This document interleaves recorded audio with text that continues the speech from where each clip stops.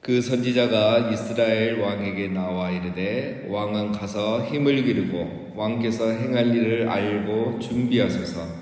해가 바뀌면 아람 왕이 왕을 치러 오리이다 하니라. 자, 어제 아람과 북이스라엘의 1차 전쟁이 있었고 그 전쟁에서 북이스라엘 아합 왕이 승리를 했었죠. 7232명과 아람의 10만 군대가 싸웠는데 북이스라엘이 이겼습니다. 적은 수에 대낮에 전쟁을 했는데 이겼던 거죠. 전술에 맞지 않는 전쟁에서 대승을 거뒀습니다. 어떻게 해서 그렇게 승리하게 됐죠? 하나님이 도우셨기 때문에. 아합 왕이 순종했어요. 선지자가 하라는 대로 다 말씀에 순종했더니 전쟁에서 승리를 한 겁니다. 자, 오늘은 이제 이 전쟁이 끝나고 난 이후에 한 선지자, 그 처음에 1차 전쟁에서 승리할 거라고 예언을 해줬던 그 선지자가 또 아합 왕에게 찾아왔습니다. 자, 이번에는 뭐라고 합니까? 자, 이제 왕께서 힘을 기르시라, 이 국력을 기르시라, 국방력을 강화시켜라, 이런 말입니다. 왜냐? 다음 전쟁을 준비해야 된다. 아람 왕이 다음 해가 바뀌면 다시 우리를 공격할 것입니다. 그러니 지금 힘을 기르고 국방력을 강화해야 됩니다. 이런 이야기를 하는 거죠. 자, 1차 전쟁 때는 말도 안 되는 전쟁에서 승리하게 된 거죠. 적은 수로 10만 군대를 이겼습니다, 여러분. 자, 그거는 하나님이 기적을 베풀어 주신 거죠. 자, 기적으로 이기는 것도 하나님의 도움이고 또 잘 준비해서 잘 싸워서 이기는 것도 하나님의 도우심입니다. 그렇죠? 잘 준비해서도 질 수 있거든요. 자, 1차는 기적으로 승리했다면 2차는 이제 하나님이 때와 장소를 미리 알려줄 테니까 잘 준비해서 싸워서 이겨라. 그러면 하나님 또 도와주셔서 이기게 해주실 것이다. 말입니다. 자, 우리는 하나님께서 역사하시는 방법은 다양하다는 것을 늘 기억해야 됩니다. 그렇죠? 자, 몸이 아프면은 어떤 분은 병원에 안 가신 분도 계세요. 나는 기도해서 하나님이 낫게 해주실 줄 믿는다 하고 절대 병원에 안 가신 분도 있습니다. 그러나 여러분, 병원에 가서 치료 잘 받아서 낫는 것도 하나님의 은혜고 또 기도하다가 병이 낫는 것도 하나님의 은혜인 겁니다. 하나님이 상황 따라 사람 따라 인도하시는 방법이 다르고 역사하시는 방법이 달라요. 그래서 병원, 하나님이 금식하고 기도하라 안 했는데 금식하고 기도하다가 더 아프면 안 되고, 병원에 갈 수 있을 때는 병원에 가고 또 병원으로 안 될 때는 또 기도하고, 이렇게 하나님 인도하시는 방법, 상황 따라 우리가 하는 겁니다. 그렇죠? 학생이 하나님이 자기를 쓰실 것을 알고 기도만 하고 믿고 기다리면 되는 게 아니라 공부도 열심히 하고 또 하나님이 그러면 만남의 축복과 어떤 시대적인 그런 흐름에 따라서 그 학생을 사용하는 거죠. 그래서 이 두 가지가 다 중요합니다. 그래서 1차 전쟁 때는 기적을 통해서, 2차 전쟁은 잘 준비해서 이기라, 이렇게 말씀하는 겁니다. 자, 23절. 아람 왕의 신하들이 왕께 아뢰되 그들의 신은 산의 신이므로 그들이 우리보다 강하였거니와 우리가 만일 평지에서 그들과 싸우면 반드시 그들보다 강할지라. 자, 여러분, 아람이 역시나 다음 전쟁을 준비합니다. 자, 신하들이 베나닷 왕에게 건의를 하죠. 다음 전쟁에 우리가 이기기 위해서는 두 가지 전략이 필요하다라는 겁니다. 첫 번째는 전쟁의 장소를 바꿔야 된다. 왜냐? 이스라엘의 신은 산의 신이기 때문입니다. 1차 전쟁에서 우리가 패한 이유는 산에서 싸웠기 때문에 우리가 패한 것이다.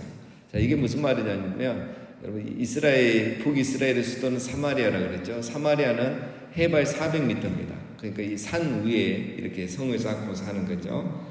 아람 군대가 아무리 많은 군대와 병거를 가지고 와도 그 산 중턱까지 올라가서 성을 에워싸고 싸우려니까 당연히 불리한 건 맞죠.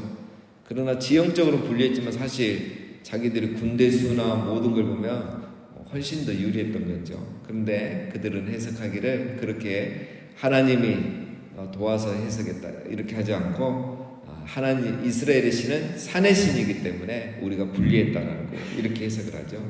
자, 이게 이제 무슨 말이냐면 고대에는 그 신을 인간처럼 많이 생각을 했습니다. 그래서 우리도 보면은 그죠, 관아라는 지역이 통치하는 왕이 다 다르잖아요. 우리 뭐 부산 시장이 있고 창원 시장이 있고 신의 영역도 그렇게 생각하는 거예요. 산의 신이 있고 평지의 신이 있고 바다의 신이 있고. 그래서 바의 신은 또 무슨 신입니까? 비를 내리는 신이 있고 또 해를 비춰주는 신이 있고 바람을 불게 하는 바람의 신이 있고. 옛날에는 다 이렇게 생각한 거죠. 그게 다 이제 우리 그리스 신화들이지 않습니까? 자, 그래서 이 아람 사람들은 이스라엘의 신은 산의 신이다. 그래서 산에서 싸웠기 때문에 이스라엘이 이겼다. 이렇게 해석을 한 겁니다. 그래서 2차 때는 평지에서 싸웁시다. 이렇게 건의한 거예요. 자, 두 번째 전략은 24절. 또 왕은 이 일을 행하실지니 곧 왕들을 제하여 각각 그곳에서 떠나가게 하고 그들 대신에 총독들을 두시고 또 왕의 잃어버린 군대와 같은 군대를 왕을 위하여 보충하고 마른 말대로 병거는 병거대로 보충하고 우리가 평지에서 그들과 싸우면 반드시 그들보다 강하리이다. 왕은 그 말을 듣고 그리하니라. 자, 두 번째 전략은 뭡니까? 자, 두 번째 전략의 첫 번째는 그 1차 전쟁 때는 32명의 그 왕들이 함께 연합을 해서 공격을 했죠. 이 아람이라는 나라 자체가 도시국가입니다. 그래서 이 여러 왕들이 다 모여서 연합군을 형성해서 공격을 했는데 문제는 뭐냐? 다 왕들이에요. 니도 왕이고 나도 왕이에요. 그러니까 이 왕들이 말을 잘 안 듣는 거예요. 통제가 안 되는 거예요. 그래서 이번에는 이 왕들을 다 돌려보내고 각 나라의 총독들을 부르자. 총독들은 이제 이 베나다스 말이 더 잘 되지 않겠습니까? 그래서 다 돌려보내라. 이 총독들을 데리고 우리가 이번에 싸우러 나가자. 이거고 이제 두 번째는 군대를 보강하자 이거죠. 병거와 말과 모든 군대를 보강해서 평지에서 싸우면 우리가 반드시 이길 것입니다. 이렇게 베나다스 2세가 들어보니까 괜찮거든요. 그래서 그렇게 다 준비를 해서 이제 전쟁을 합니다. 26절. 해가 바뀌니 베나다시 아람 사람을 소집하고 아벡으로 올라와서 이스라엘과 싸우려 하매 이스라엘 자손도 소집되어 군량을 받고 마주 나가서 그들 앞에 진영을 치니 이스라엘 자손은 두 무리의 적은 염소떼와 같고 아람 사람은 그 땅에 가득하였더라. 자, 해가 바뀌니 자 이제 봄이 되었다 이 말이죠. 그래서 아람 군대가 이 아벡이라는 곳으로 와서 싸울 전쟁 준비를 합니다. 이제 아벡이라는 곳이 어딘지는 알 수 없지만 평지인 것만은 확실하겠죠. 자, 이스라엘도 군대를 소집했습니다. 그런데 이번에도 이스라엘 군대의 수는 두 무리의 적은 염소떼와 같이 즉 아주 작은 군대였습니다. 아람 군대는 나중에 뒤에 보면 죽은 사람은 12만 7천 명이에요. 그러니까 이 아합 왕이 어땠단 말입니까, 여러분? 전쟁을 준비하지 않은 거예요. 선지자 말을 듣지 않은 거예요. 다음 전쟁을 위해서 준비하라고 그렇게 얘기를 했는데 전혀 준비를 하지 않는 겁니다. 왜냐? 1차 때 너무 쉽게 이겼거든요. 그래서 뭐 이번에도 이길 수 있을 거라고 그렇게 자신했는지 교만해서 전쟁 준비를 하지 않은 겁니다. 28절. 그때 하나님의 사람이 이스라엘 왕에게 나와 말하 이르되 여호와의 말씀에 아람 사람이 말하기를 여호와는 산의 신이요 골짜기의 신은 아니라 하는도다. 그러므로 내가 이 큰 군대를 다 내 손에 넘기리니 너희는 내가 여호와인 줄을 알리라 하셨나이다 하니라. 자, 이렇게 상황이 또 안 좋죠. 이 아람은 12만 7천 군대가 와 있고 이 북이스라엘은 적은 수의 군대가 있는데 이때 또 선지자가 나와서 아벡이 이렇게 좋은 말을 해줍니다. 아람 사람들이 말하기를 여호와는 산의 신이요 골짜기의 신이 아니다고 말하는데 이번 전쟁에서도 이스라엘이 이김으로 하나님이 산의 신만이 아니라 온 열방의 신이고 모든 신의 신이란 것, 참 신이란 것을 알게 해주겠다. 그래서 이번 전쟁에도 승리할 거라는 것을 예언해 줍니다. 그러니까 이 전쟁의 목적을 여러분 우리가 알겠죠? 1차 전쟁이나 2차 전쟁이나 목적은 동일합니다. 하나님이 누구이신가를 드러내시는 거예요. 하나님만이 여호와 참 신이란 것을 드러내기 위해서 말도 안 되는 이 전쟁에서 이스라엘이 이기게 해주신 겁니다. 다른 이유가 없는 거죠. 자, 29절. 진영이 서로 대치한 지 7일이라 7째 날에 접전하여 이스라엘 자손이 하루에 아람 보병 10만 명을 죽이며 그 남은 자는 아벡으로 도망가여 성읍으로 들어갔더니 그 성벽이 그 남은 자 27,000명 무너지고 베나닷은 도망가여 성읍에 이르러 골방으로 들어가니라. 7일 동안 이렇게 대치하고 있다가 기싸움하고 있다가 이제 7째 날 전쟁이 시작되죠. 그런데 어떻게 됩니까? 그럼 이스라엘이 아람 군대 보병 10만 명을 죽입니다. 놀래가지고 나머지 27,000명은 아벡이라는 이 성 안으로 도망갔는데 성벽이 또 무너지는 거죠. 그래서 그 안에 있던 27,000명이 또 깔려 죽습니다. 그리고 베나닷 왕은 살 길이 없어서 이번에는 마병도 어디 가버렸는지 도망가지 못하고 그 골방 안에 어느 작은 집 안에 골방에 들어가 숨어 있는 거죠. 31절. 그의 신하들이 그에게 말하되 우리가 들은즉 이스라엘 집의 왕들은 인자한 왕이라 하니 만일 우리가 굵은 배로 허리를 동이고 테두리를 머리에 쓰고 이스라엘 왕에게로 나가면 그가 혹시 왕의 생명을 살리리다 하고 그들이 굵은 배로 허리를 동이고 테두리를 머리에 쓰고 이스라엘 왕에게 이르러 이르되 왕의 종 베나닷이 청하기를 내 생명을 살려주옵소서 하더이다. 아합이 이르되 그가 아직도 살아있느냐? 그는 내 형제이니라. 자, 이 골방 안에서 이제 신하들과 왕이 회의를 하는 거죠. 뭡니까? 이 베나닷을 살리기 위해서 이들이 머리를 써요. 이스라엘 왕들은 착하더라는 거예요. 착하니까 그 선한 마음을 이용합시다. 우리가 조약을 맺자고 이렇게 타진을 한번 해보고 떠보겠다 이거죠. 그래서 신하들이 항복하는 의미로 굵은 배로 허리를 동이고 머리를 두르고 아벡에 가는 거예요. 우리가 졌다. 이제 우리는 죽은 목숨이다. 생명만, 우리 왕의 생명만 살려주십시오. 베나닷이 생명만 살려달라고 합니다. 조약을 맺자 이 말이죠. 아합이 아무 생각이 없습니다. 기분이 좋죠. 그 대국의 아람 왕을 이겼으니까 기분이 좋아가지고 그래 그는 내 형제다 이 말, 용서하겠다, 조약을 맺겠다 이런 말이죠. 그러니까 신하들도 뭐라고 합니까? 33절에 그 사람들이 좋은 징조로 여기고 그 말을 얼른 받아 대답하여 이르되 베나닷은 왕의 형제니이다. 왕이 이르되 너희는 가서 그를 인도하여 오라. 베나닷이 이에 왕에게 나오니 왕이 그를 병거에 올린지라.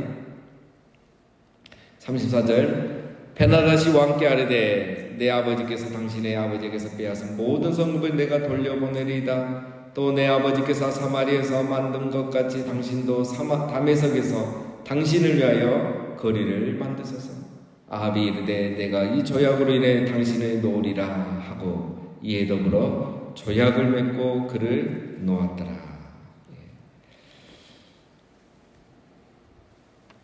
아합은 베나닷을 데리고 오라 가죠. 내 형제 베나닷을 데리고 오라 가자 베나닷이 옵니다. 그러고 오자마자 아합 왕이 자기의 병거에 베나닷 왕을 태워주는 거죠. 뭐냐? 니도 왕이다 이거죠.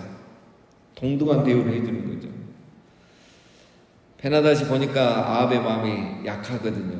자기를 향해서 좋은 마음을 품어주거든요. 그래서 바로 두 가지 조건을 제시하면서 조약을 맺자고 합니다. 첫 번째는 우리의 부친 베나닷 1세가 아합의 부친에게서 빼앗았던 모든 성읍을 다 돌려주겠다 약속을 하죠. 사실 이제 아합의 부친 오므리가 아니고 그 전에 바사 왕 때 빼앗은 것들 말합니다. 근데 어쨌든 이제 모든 빼앗았던 것을 당신의 땅들을 다 돌려주겠다. 그리고 두 번째, 사마리아에 이 베나닷의 이름을 띈 그 성읍 마을이 있는데, 그런데 그러면 다메섹에도 당신의 이름으로 거리를 하나 만들어라. 그렇게 해서 당신이 정말 우리보다 더 강한 나라이고 강한 왕임을 우리 다메섹에도 자랑해라. 이렇게 해줍니다. 그러니까 이 아합이 기분이 좋아서 바로 내가 이 조약으로 인하여 당신을 놓으리다. 베나닷을 풀어주고 바로 조약을 맺습니다. 자, 오늘 이 아합의 모습을 보면 참 어리석죠. 이 전쟁의 목적은 뭐였습니까? 하나님께서 이 전쟁을 통해서 베나닷을 심판하고 아람을 심판하고 아합과 북이스라엘을 회개하고 돌아오는 거죠. 왜냐? 하나님은 산의 신이 아니고 모든 신의 신이고 참 신이신 것을 온 세상에 드러내기를 하나님은 원하셨던 겁니다. 그래서 베나닷은 아랍은 심판받고 북이스라엘은 이걸 알고 깨닫고 회개하고 돌아오는 것인데 그런 일이 하나도 일어나지 않은 거예요. 아합이 자기 욕심만 챙긴 거죠. 자, 오늘 아합은 무엇을 잘못했습니까? 무엇을 잘못했습니까? 아합은 첫 번째 하나님의 뜻을 헤아리지 않은 겁니다. 이 전쟁을 향한, 이 전쟁을 통한 하나님의 뜻은 무엇입니까? 하나님의 하나님 되심이 드러나는 거죠. 그래서 북이스라엘을 회개하고 하나님 한 번만 제대로 섬기게 되는 그런 영적인 부흥이 일어나는 게 이번 전쟁의 목적이고 하나님의 뜻이었습니다. 그러기 위해서는 이 베나닷을 살려주면 안 되고 조약을 맺어서는 안 되는 거죠. 지금 아합은 그런 거에 관심이 없어요. 자기 목숨, 자기 명예만 관심이 있는 거예요. 베나닷이 와서 납작 엎드리고 이런 좋은 제안을 하니까 그냥 기가 쏠깃해서 조약을 맺어버린 겁니다. 하나님께서 이번 전쟁을 통해서 멸하려고 했던 이 베나닷이 죽지 않고 살게 되는, 이 아합이 살려주게 되는 거죠. 그래서 나중에 이제 올무가 되죠. 나중에 결국 3차 전쟁이 일어나고 그 3차 전쟁에서 아합 왕은 죽게 되는 겁니다. 두 번째, 아합은 결정적인 실수죠. 자기가 이 전쟁에서 승리한 줄로 생각한 겁니다. 자기 성취인 양 우쭐했고 강교한 찬사의 분별력을 잃어버린 겁니다. 전쟁에서는 승리했지만 하나님을 잃어버렸으니 진짜 패자는 베나닷이 아니라 아합인 겁니다. 그래서 그는 결국 3차 전쟁에서 죽게 되지 않습니까? 이 사건 이후에 바로 선지자가 나와서 이제 35절 이하에 선지자가 경고합니다. 어찌 이런 일이 있느냐? 하나님이 죽이려고 했던 자를 당신이 살렸으니 이제 당신이 그를 대신하여 죽을 것이다. 선지자가 그대로 얘기를 합니다. 자, 여러분, 아합은 여전히 교만한 겁니다. 자기가 싸워서 이겼다고 생각하고 자기 마음대로 하나님의 뜻은 헤아리지 않고 자기 마음대로 살려주고 조약을 맺는 거죠. 다 자기 자신을 위해 사는 겁니다. 자, 여러분, 교만하다는 게 무엇입니까? 교만하다는 것은 은혜를 잊어버리는 것을 교만하다고 하죠. 은혜를 잃으면 사람이 교만한 겁니다. 교만하기 때문에 은혜를 잊습니다. 여러분, 우리는 은혜로 승리하고 은혜로 살아가는 사람입니다. 오늘 아합은 자기가 하나님의 은혜로 승리했음에도 불구하고 자기가 승리한 줄 알고 하나님의 은혜를 잊어버리죠. 교만의 결과, 은혜를 잊어버린 사람의 결과는 무엇입니까? 교만은 패망의 선봉이요 거만한 마음은 넘어짐의 앞잡이니라. 오늘 아합의 모습입니다. 교만이란 은혜를 잊어버리는 것이고 겸손이란 은혜를 늘 기억하는 것입니다.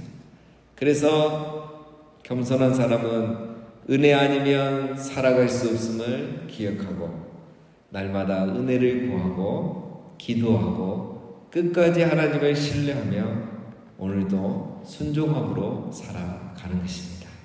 그 사람이 바로 겸손한 사람이고 은혜를 잊지 않고 정말 은혜를 의지하여 살아가는 사람인 것입니다. 사랑하는 여러분, 오늘 하루도 우리가 지금까지 우리가 이렇게 지내오고 살아온 것은 하나님의 은혜인 것을 늘 잊지 마시고 오늘 하루도 또 내일도 항상 은혜 없이는 살아갈 수 없음을 기억하시고 오직 하나님 은혜를 기대하고 또 신뢰하면서 항상 기도하고 또 하나님 뜻을 따라 순종하며 살아가는 겸손한 우리 모두가 되시기를 주님의 이름으로 축원드립니다.